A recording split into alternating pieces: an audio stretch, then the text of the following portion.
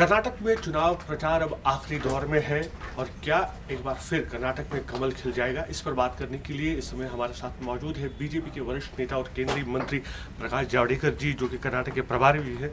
Sir, कहाँ पे देख रहे हैं आप बीजेपी को? आप पूरे घूमे हैं पूरे प्रदेश। आपने कमल खिलेगा कहा तो मुझे अटल जी के वाक्य की याद आई। वही है, कर्नाटक में अंधेरा छटेगा, सूरज निकलेगा, कमल खिलेगा। हम पूर्ण बहुमत की सरकार बनाएंगे और भारी भक्कम बहुमत से ये सरकार बनेगी। लेकिन कांग्रेस कहती है कि सिद्धरमैया का जादू जो है पूरे कर्नाटक में छाया हुआ है। वो इसलिए वो डर डर के दो कॉन्स्टिट्यूंसी से लड़ रहे हैं और दूसरे कॉन्स्टिट्यूंसी में कहाँ लड़ेंगे वो भी कभी घोषित नहीं किया वो। और इसलिए वो तो अब दोनों में हारने के कगार पर है और वहाँ हार होगी, ये वास्तविकता है। लेकिन अगर हम बात करें, आप पिछले कई महीनों से कर्नाटक में रहे हैं, अब मोदी जी भी हमने देखा आधा दर्जन रैलीज हुई है, कितना असर पड़ा है उन रैलीज? बहुत असर पड़ा है, क्योंकि देश की जनता का मोदी एक आशा स्थान बन गया। गरीब को लगता है कि मेरा आदमी कोई आया है और दबे कुचले समाज को लगता है कि हमारा आदमी आया है। और इसलिए आज गरीब को, जो कांग्रेस केवल वोट बैंक के नज़रिए से देखती थी, आज गरीब को अपना आदमी मिल गया, नेता मिल गया। इसलिए मोदी जी के लिए बहुत लोगों में प्यार है।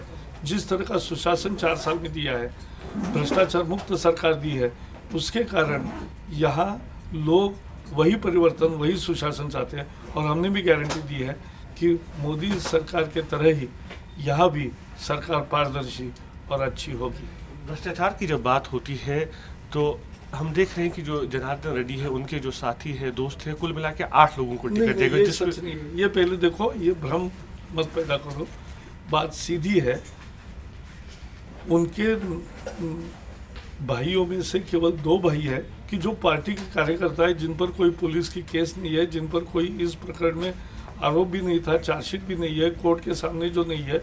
लेकिन जो हमारे 5 साल पार्टी के अध्यक्ष और पहले MLA रह चुके हैं, पिछली बार वो हार गए थे, इस बार इन्हीं 2 लोगों को टिकट दिया है, बाकी किसी को नहीं दिया। लिंगायत का अलग धर्म वो तो कांग्रेस पर अब जो है उस पर ज्यादा चर्चा नहीं हो रही है, क्योंकि कांग्रेस पर ये दाव उल्टा पड़ा है। कांग्रेस लोगों ने समझ लिया कि येदियुरप्पा को मुख्यमंत्री न बनने देने के लिए ही कांग्रेस ने 5.25 साल चुप रहकर अब ये विषय निकाला, तो ये दाव कांग्रेस पर उल्टा पड़ा।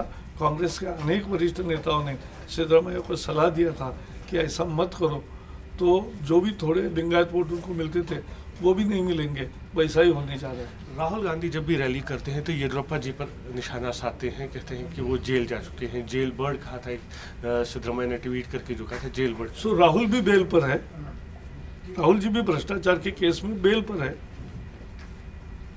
राहुल खुद बेल पर है, नहीं तो जेल जाते अगर बेल नहीं लेते तो। वही अगर हम बात करें, अब जो मैनिफेस्टो रिलीज़ किया है, आपने लैपटॉप दिया है, स्मार्टफोन का वादा किया है, लेकिन कांग्रेस का कहना है कि कॉपी किया गया है कांग्रेस से। ये कॉपी नहीं है, ये महिलाओं का सशक्तिकरण के लिए वो दिया है। महिलाओं के बाकी भी कदम उठाए, कॉलेज में छात्र जाने वाले को लैपटॉप दे रहे हैं और ये उसका भी सक्षमीकरण है।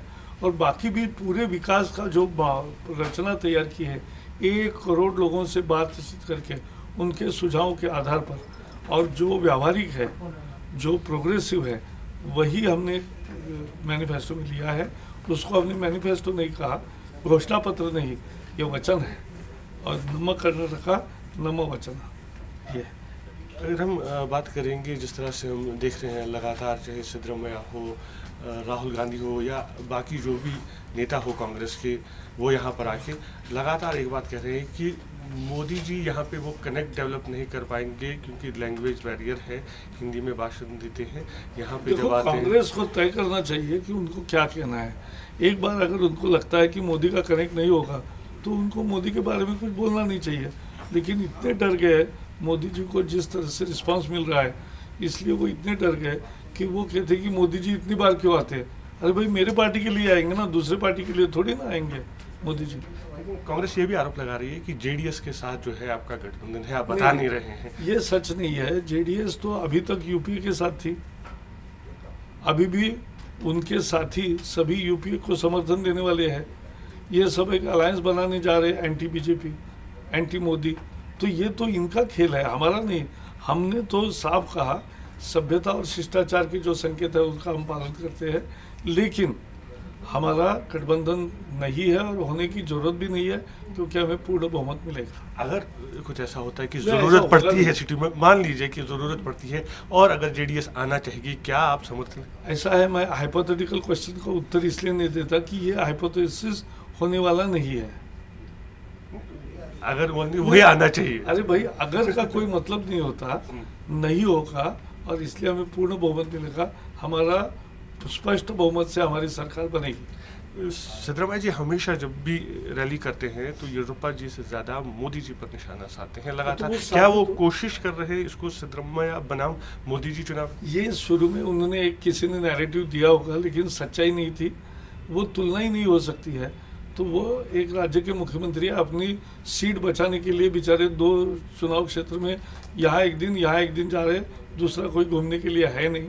तो इसलिए जो चल रहा है उनको मुबारक, लेकिन वो दोनों सीटों से हारने वाले हैं। लेकिन मोदी जी ने भी 2 जगह चुनाव लड़े थे। क्योंकि मोदी जी ने पहले ही दिन घोषित किया कि मेरे पॉलिसी के तहत मैं 2 चुनाव में यहाँ बड़ौदा और वाराणसी में लड़ूंगा, ये उन्होंने कहा। इन्होंने बदामी में लड़ूंगा ये बताया ही नहीं। बाद में जब उनको चामुंडेश्वरी में गए और सब उनके दोस्तों ने भी उनको नकारा और गो बैक सिद्धरामैया का नारा बुलंद हुआ, तब जाके वो ढूंढने लगे और बदामी में जाएंगे ये बोले नहीं, क्योंकि हम फिर जाएंगे वहाँ, लेकिन हम पहुँच ही गए। और वो कोप्पड़ में भी जाने की तैयारी कर रहे थे। तो भागना और तय करके लड़ना फर्क होता है। येडियुरप्पा जी के बेटे विजेंद्र को टिकट नहीं मिला, जिस तरह से खुद येडियुरप्पा ये जी ने पॉलिसी है कहा हमारी। जी। येडियुरप्पा जी को भी मालूम है और पार्टी की भी धारणा है कि हम वंशवाद जो मुख्यमंत्री बनने वाला है उसका वंशवाद हम नहीं चलाने देते। क्या पार्टी एकजुट है इस बार? बिल्कुल, क्योंकि हमने पूरी पिछली एकजुट बार है। देखा था जो वो कुछ अलग था। पिछली बार एक दुर्भाग्यवश था, वो अच्छा नहीं था, लेकिन 3 टुकड़ों में पार्टी लड़ी। अब पार्टी पूरी एकजुट है, पूरी मजबूती से लड़ रही है, दिल से दिल मिलाकर लड़ रहे हैं और हम जीतेंगे और कर्नाटक का भविष्य बदलेंगे। 15 तारीख को हम कहाँ पे देखेंगे बीजेपी? वेरी कंफर्टेबल मेजॉरिटी और कांग्रेस डिसिमिनेटेड। कांग्रेस का 50 सीट भी नहीं आएगा और हम आगे बढ़ेंगे।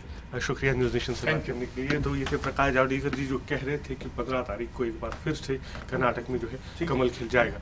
वीडियो जर्नलिस्ट मनीष के साथ यासर मुश्ताक, न्यूज़ नेशन, बेंगलुरु।